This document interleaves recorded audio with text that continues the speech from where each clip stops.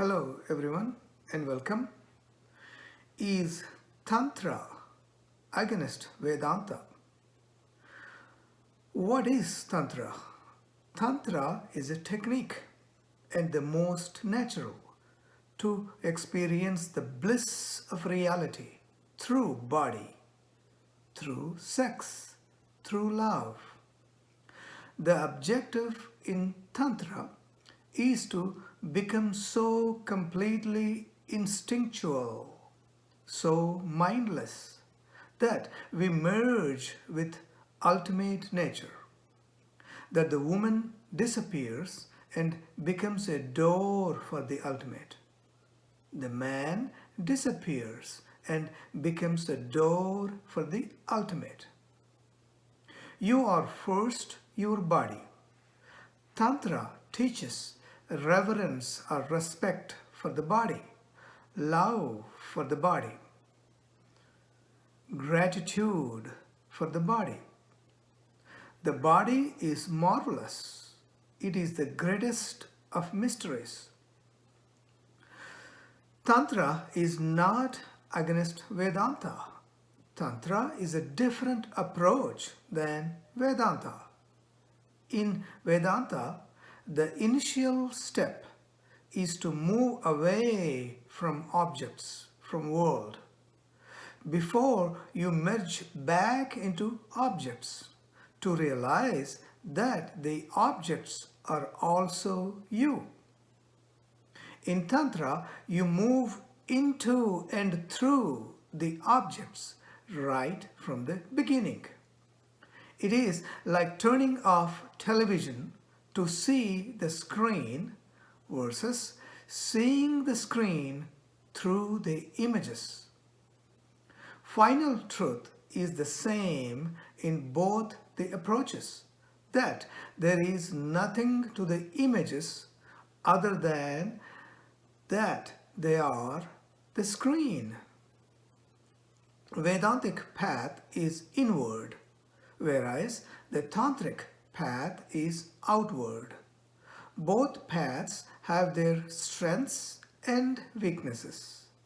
The strength of the Vedantic path is that it is direct and short.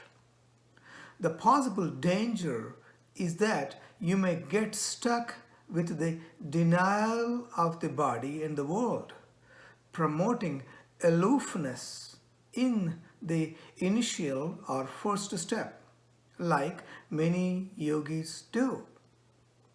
The strength of the tantric path is that you are always with the experience, where you don't get separated. The danger on the tantric path, however, is that people may get lost in their states and experiences and can never get to realize their essential or true nature.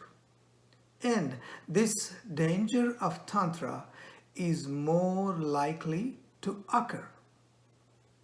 In the East, people become aware that if you become meditative while making love, the quality of sex changes and something new enters into it. It becomes prayerful. It becomes tantric. It becomes samadhi. The founder of Tantra is Saraha, a monk that appeared 2 centuries after Buddha the Gautama in Buddha's line of teaching. Saraha was the disciple of Nagarjuna. Tantra is not a philosophy. Tantra is absolutely existential. The most basic thing about Tantra is this, and very radical, revolutionary, rebellious. The basic vision is that the world is not divided into lower and higher, not divided into the body and the soul, but that the world is one piece. The higher and the lower are holding hands. The higher includes the lower, and the lower includes the higher. The higher is hidden in the lower. So, the lower has not to be denied, has not to be condemned, has not to be destroyed or killed. The lower has to be transformed, like a coal gets transformed into a diamond. The lower has to be allowed to move upwards, and the lower becomes the higher. There is no unbridgeable gap between the devil and reality. The devil is carrying reality deep down in its heart. Once that heart starts functioning, the devil becomes reality. That is the reason why the very root of the word devil means the same as divine. The word devil comes from the root divine. It is the divine not yet evolved.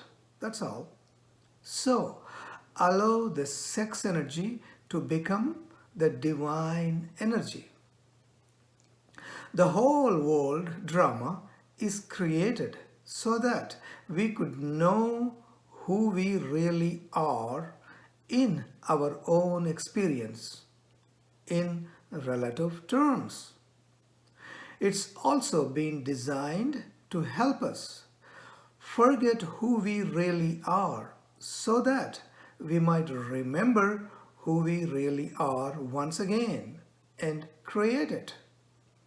What we used here to help us forget is what some of us would call the pleasure principle.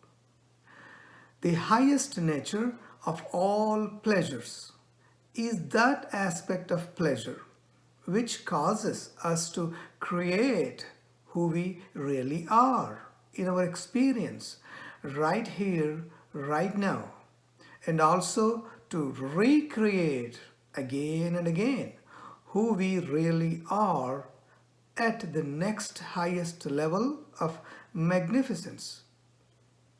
The lower nature of all pleasures is that part of pleasure which causes us to forget who we really are.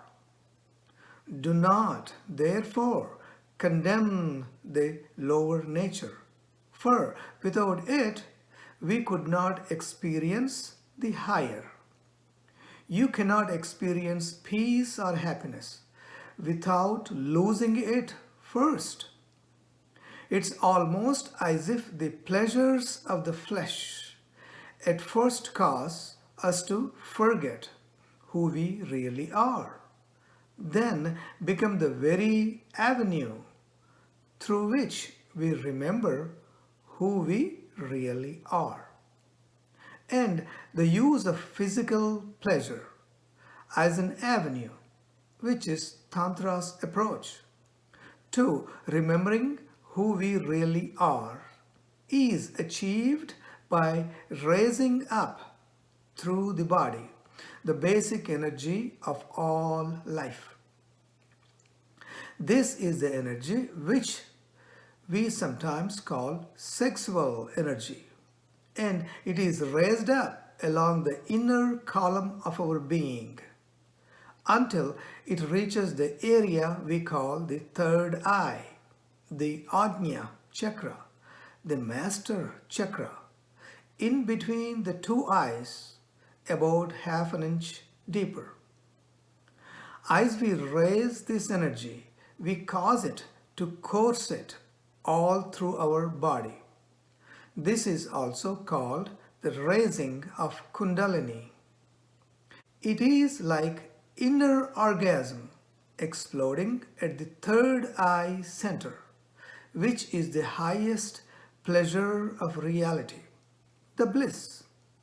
From there, All we need is one more short step. Inquire and know who is aware of this bliss. That's the final step in Tantra.